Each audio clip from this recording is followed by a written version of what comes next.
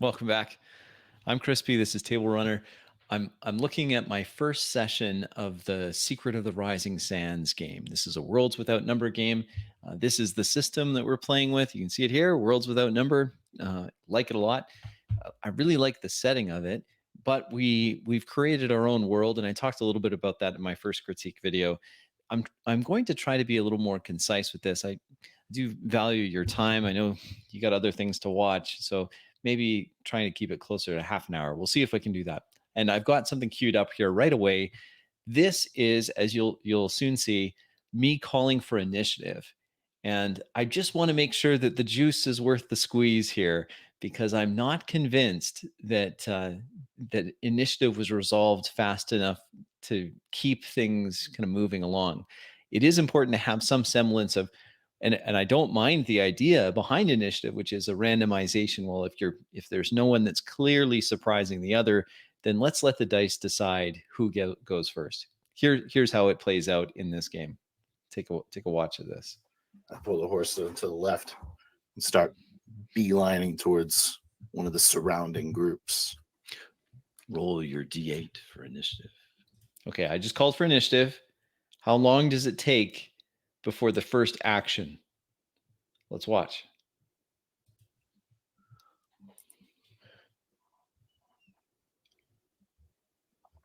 Seven. I follow Maruk. The horses move quickly. Pull my sword out, grabbing a green rat. Okay, so there's our first turn. It's actually not too bad now that I watch it again, but I just, in the moment, I was thinking, why? I don't know that it was worth it to call initiative here. I mean, you can let me know in the comments below. Do you think it's worth doing that? Of course, all of us are so used to initiative that it has become a bit of a meme. You know, you come to my house, you better roll initiative. But I'm not sure that I don't think that there was enough combatants here. Maybe there wasn't. I'm just not sure it was worth it. That's what I'm struggling with. Still not clear on this. Initiative, at least in this system, is fairly straightforward. You roll a d8. You know, high roll wins. So anyway, that's the initiative. Or I think it went okay. It seemed a little slow in the time. Like when you're running a game, sometimes those moments seem to stretch on way longer than they actually have stretched on. So when I watched it again, and I am watching it, am I watching it at real time? What am I? Yeah, I am at real time. So it wasn't quite as bad. I expected to be able to roast myself on that one, saying, "Oh, that was way too slow. How could I ever do that?" Let's go through. Let's do this one. And I'm muttering a little prayer, in my hand, calling the Great Mother. Please, grant a little death, sleep to those enemies. And I blow in my hand, and I open it. There's a little gray smoke fog enveloping like the tree. Anakim around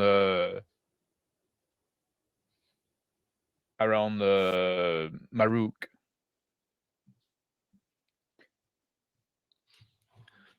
Okay, so Max you did fantastic there. This is me critiquing. I left it too long to describe the success of that spell. He's casting a spell. Now let's just take a moment. This is a player that from the onset, I wasn't even sure he was going to join the game, because he was quite vocal on his dislike for low modifier D20 games, the OSR games. And he likes different mechanics. And fair enough, I totally understand why people would like different mechanics. And he's also one that doesn't go for magic casters in games. He likes more of I'm grounded in reality, I guess we'll say. So he's playing a caster in a game system that is not his preference. And I think it's fantastic to do those kind of things, to stretch oneself, try something new.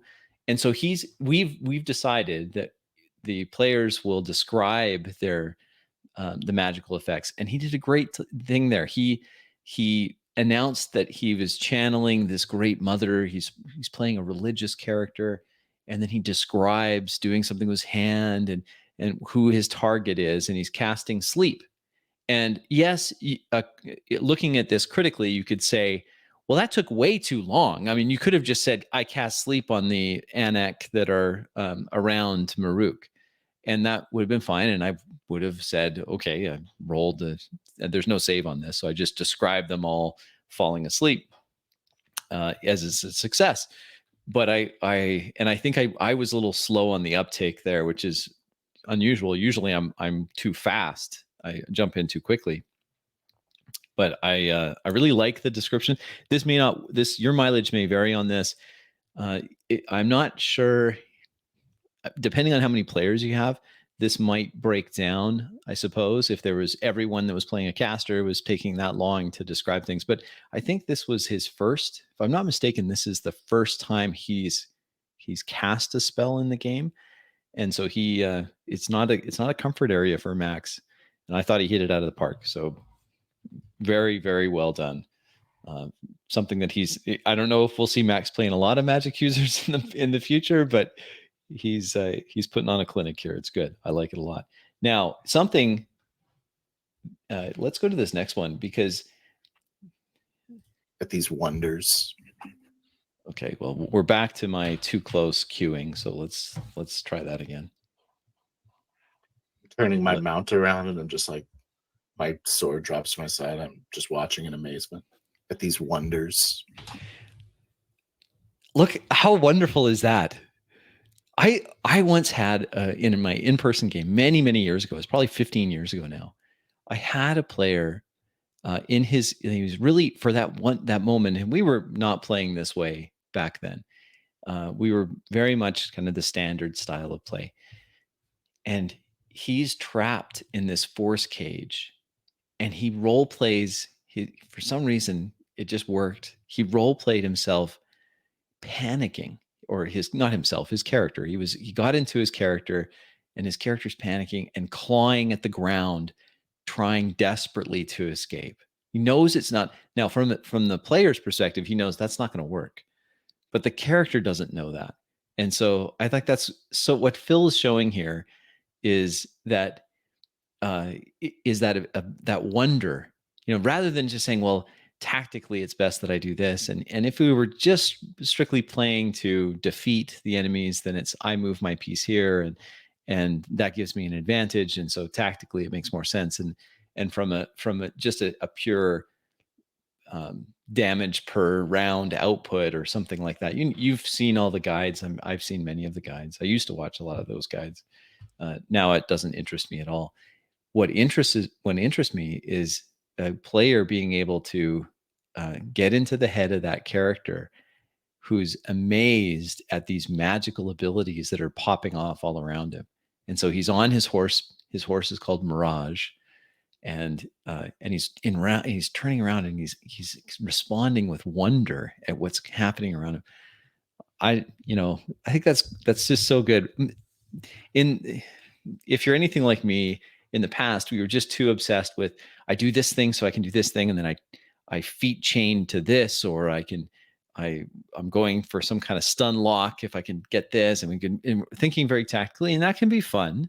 That's okay, but it's just not as believable as a fictional world when you have someone that's like, yeah, this character has never been around magic, and magic, as we had described in our I keep referencing this session 0, but it's that important. I think magic was not commonplace.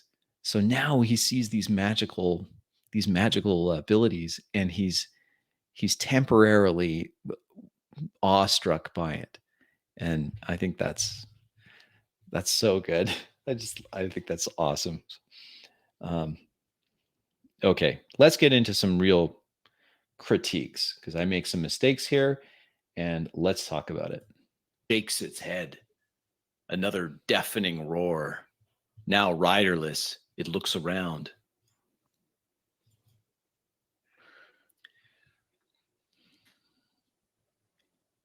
Gets to its feet. Okay, those dice on my screen right now, you can see the double ones. I rolled snake eyes. Wrong. In Worlds Without Number, morale doesn't work that way. It is a 2d6 roll, but a creature's morale is broken when they roll 2d6 and it's higher than their morale score. So I was using this a different way. I was thinking, well, double ones in other mechanics in this game. This is where I think, as a very gentle criticism of Worlds Without Number, I would prefer a system that is consistent, where it's consistently roll under, or it's consistently roll over, or something like that. It's challenging where the system splits itself, where in some mechanics are resolved with a roll under, and some are rolled a result with a roll over. And to be fair, the this is not, I guess that's not a critique of this Worlds Without Number, because their morale system, unlike other morale systems I've seen, it is a rollover. Like it just like the hits are to a rollover and the skill checks are a rollover. So I've confused this because I haven't played a ton of games. I've played a lot of DCC, Weird Frontiers, and that has a morale system in it too. But for some reason in my mind, I thought Snake Eyes is bad. In this case, for a morale check, if I had rolled two sixes, that would have been their morale was broken, is my understanding, having reread it. So I didn't do this right. But in the moment, in my head, I'm thinking, okay, double one's bad. But in this case, that would mean the morale wasn't broken, I believe. So know your system, read the manual. It's important. I'm going to skip over some of these because I want to go to this next one, which is actually down here into this disorganized. Okay. I'm going to give a description here. I don't think it's a good description. Elements of a larger structure, perhaps, that let's go back even time. Oh yeah. Okay, let's go back a little further, because I'm describing their entrance into the deep, this secret highway underneath the sand dunes that the desert people know about. Okay. Like they were large blocks of a much larger structure, elements of a larger structure, perhaps, that in time immemorial has fallen into this disorganized jumble of otherwise unremarkable granite, but in those right angles. I'm watching this and I'm seeing my players' faces again, and I'm just imagining what's going through their heads. This is why the preferred format for this kind of review of role playing is to have the players here, so they could chime in. I just wasn't sure what everyone's schedule is like, and I'm really busy. I want to get these in. So ideally, I'd have the players here so they could give feedback, because I'd really like to know what Phil and Rick and Max are thinking right now as I look at the expressions on their face. In the moment, I'm not paying that much attention to it. I'm just desperately trying to create a description that they can interact with. A small path winds its way through and subtly down an entrance. Is that what we seek? Okay. That I'm not that pleased with that narration. For one, I would prefer a little more enthusiasm and energy from me. If I'm going to do these pauses, the pregnant pause, I don't know. I'm not very happy with that. And when I was re-watching this and watching, as I described a little later on, I described the deep itself, this underground highway, and I don't do what I should have done. And what I should have done is something that Max had said once in one of his videos, where he was talking about starting with the lighting. You start with the lighting and you kind of proceed from there in your descriptions. The advantage of that, and what I was thinking of, is I should have started top down. So ceiling, walls, floor, and not so that it's that mechanical. It's just so that I've painted a clear enough picture in my narration that there's not too much ambiguity. we're not so concerned in our style of the resolution being perfect, high fidelity all the time. What's expected is that there's enough of a, even if it's a low resolution narration of a room, you walk into a room, there's a desk against the wall and a chair and a shelf, a chandelier that's slightly askew, and a rug that's stained on the floor. Okay, that's not high resolution. It's enough that I've described what's in the room. I haven't described the color of the walls or the rug or what's on the bookshelves or what's on the desk, or I've just given a rough outline.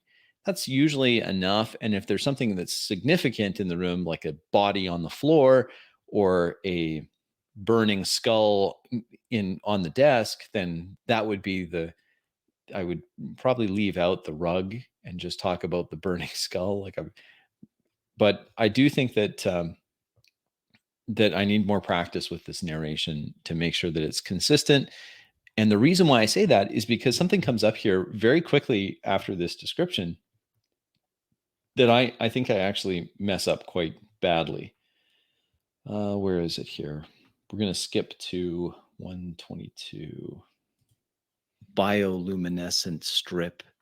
It gives some light. Okay, so I'm giving the lighting now because it occurred to me, how am I doing lighting in here? Do they have to have torches? Am I going to say it's pitch black? And no, I'm going to say that there's some dim light, some kind of bioluminescent thing, because this is an ancient structure, an ancient working. But then I add this to this cavern. Hold up. Okay, where is it? Did I Motions miscue it? Let me first attend to the horse. I proceed to Polvinus's Where are we? horse and check its wound from the lizards. It's Take angry. forth my pouch. Oh, I thank start you. adding, soothing it. Drinking out of my water skin, looking up at the ceiling. Okay. 3 Feeling- hit points back. I look at Maruk. I say, is everything hostile in this forsaken place? Okay, I've totally miscued this. I don't know what I was trying to show you. My apologies. What I was trying to show you is that I mentioned a ceiling that's moves with the shiny forms of bat wings. Like there's bats on the ceiling. But then Paul Vinus, that's Max's character, points out, should we really be drinking this water? There's going to be bat droppings everywhere. But I had already described a smooth stone, seamless floor. And I didn't describe any bat droppings. If I create this, if I started at the ceiling, then it would make sense that there was just nothing there. I didn't say it. Or I start with the bats on the ceiling. Obviously, the floor is going to be covered with their droppings, but I don't say anything about it. Now, I could run with that perhaps and just say, well, isn't that odd? Yes, there isn't any. And maybe through the NPC in the scene, which is the cat, I could say, well, maybe the cat is, yeah, where is it? I don't see any of the droppings. Yeah, maybe a mystery for them to look into, but it wasn't really so much a mystery as it was just a mistake on my part. I added that as a flavor thing, and I don't think I would have done that. That could have been avoided if I had I had kept with the discipline of ceiling, walls, floor. If I had just kept with that, or lighting, ceiling, walls, floor, so that it would make sense. I don't. That's again, I'm nitpicking this, but that's why I do this. Okay, let's look at my time skip. I'm not going to go through all these. So Feeding don't out get over the too desert worried. sands. It's uneventful, quiet. Yeah. Spend the night mostly like hanging out with Horatio, pray. I like what Max did there. I had said, well, let's go back. Over the desert sands. No, we'll go back before then. Begins to eat it. He chews on it, The other one. half asleep, leaving the rest for you. The night passes, other than a slight ruffle in the air when the bats return from feeding out over the desert sands. It's uneventful, quiet. Yeah. Spend the night mostly hanging out with Horatio, pray. Okay. So Max then says what he has done over the course of the night, because I've just said the night passes uneventfully. So there's the time skip. And then each player can say what they were doing. Resting a bit, even though I don't technically need sleep. Keeping an eye, keeping the watch. Like all cats, Horatio sleeps soundly on your lap.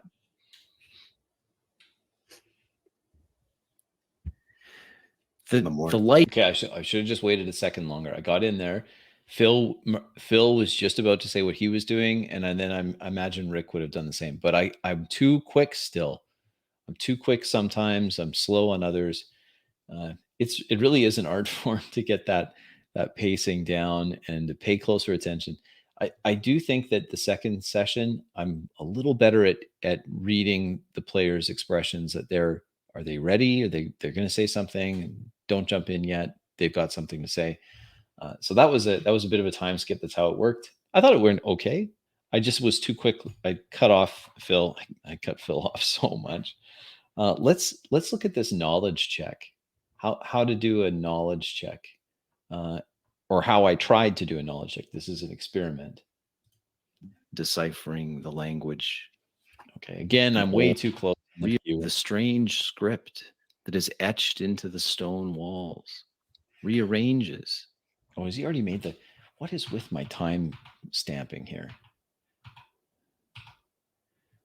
Human's ways, as they call us. Walk up to the source of water and allow Mirage to drink from it. I once again fill my belly with water. The walls as Alaric ponders and meditates. We've already talked to it. Rick, your guy's name's Alaric. He wanted it to be Alric or something like that. And anyway, the strange script that is etched into the stone walls rearranges.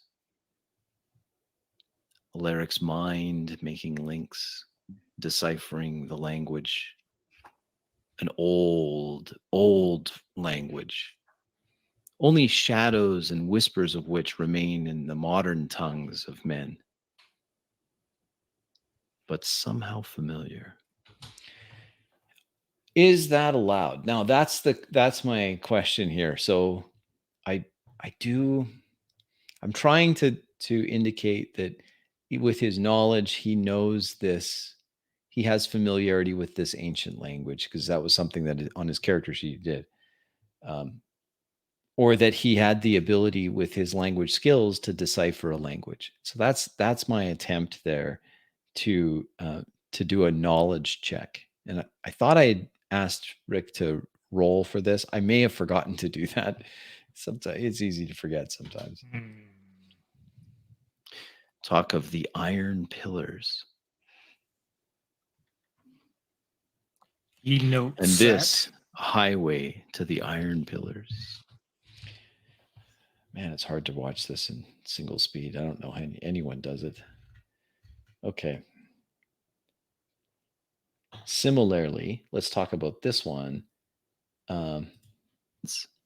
Incense. Instead of saying, now I got a good question or comment from Daniel from Primeval Fantasy. And he said, look, this whole obsession about the not saying you as the game master may be a bit of counterproductive. So in other words, is the effort worth the outcome? And my comment is, I have to be very careful because of many years of just moving characters around through my descriptions. Oh, you do this, you do that. So I'm trying very hard to avoid that. And yet I want to say you smell. So this is how I attempt at saying you smell something without, just as a reminder to myself, without saying you. A faint smell on the wind. Smoke? Incense. Incense.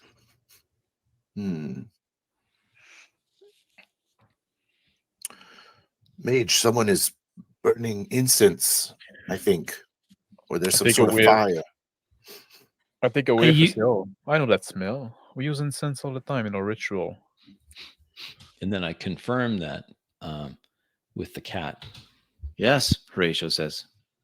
Yes, it's one Yeah. of those smelly sticks that you burn. Yeah, it should be. I don't know. They probably don't have the same meaning here. What do you know, Horatio? What do you show, Maruk?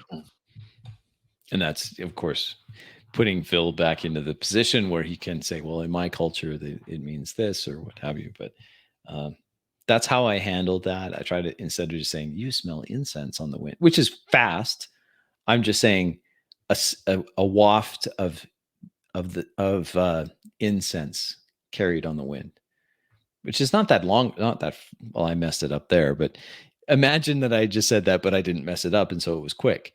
Well, that would be okay. And then it just is a reminder to me to avoid that second person so that I can really be careful not to start taking control of characters. And that's why I'm doing that.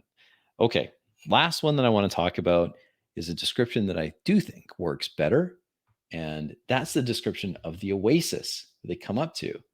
So I'm going to skip a lot of those others. I think I've talked about A some place them of already. life and of renewal. Water. The sun is blinding. Okay, let's get back What to was most likely a larger building at some time, but now just collapsed, large cut stone leads out into the brilliant sunshine.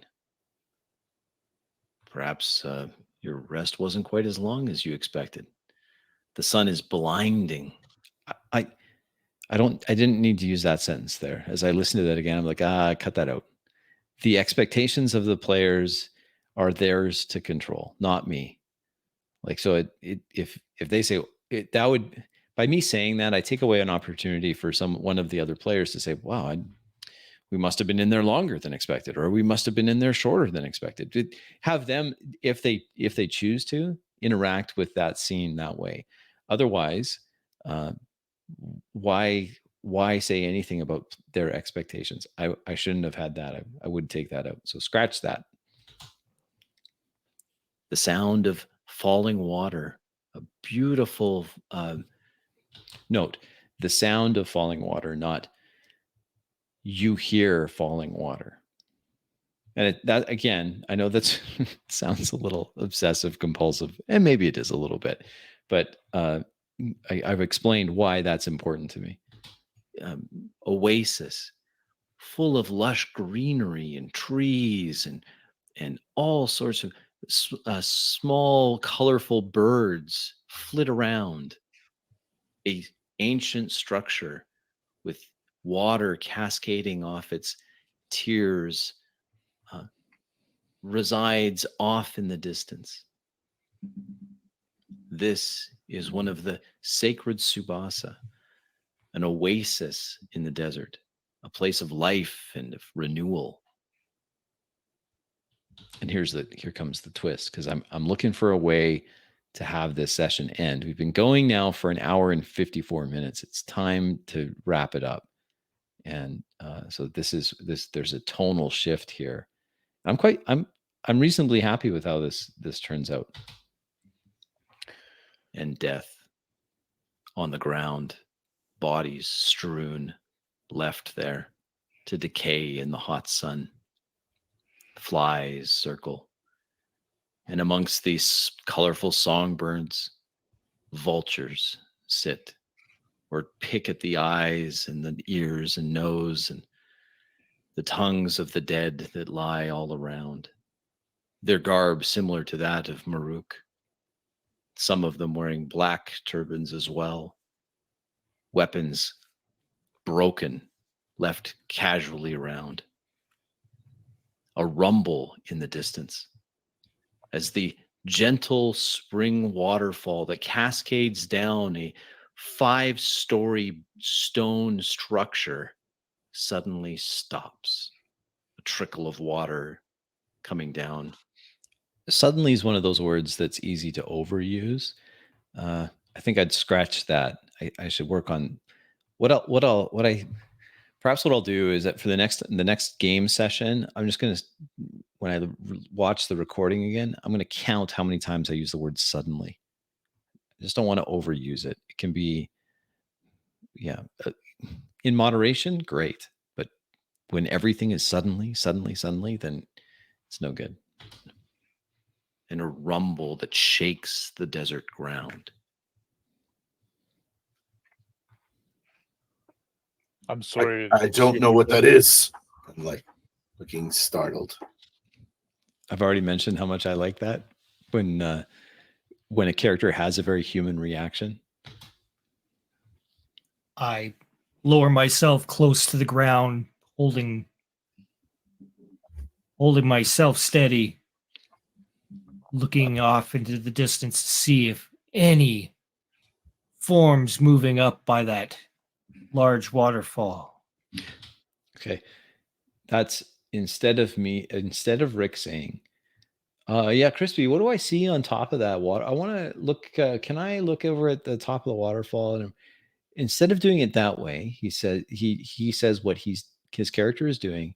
And now I provide additional information on that scene to increase the resolution of what he's in that area where his character is looking. Where the waterfall was, now just smooth stone building. I start off by reiterating that the waterfall is a was. Is that how you say that? The waterfall is no more. It has stopped.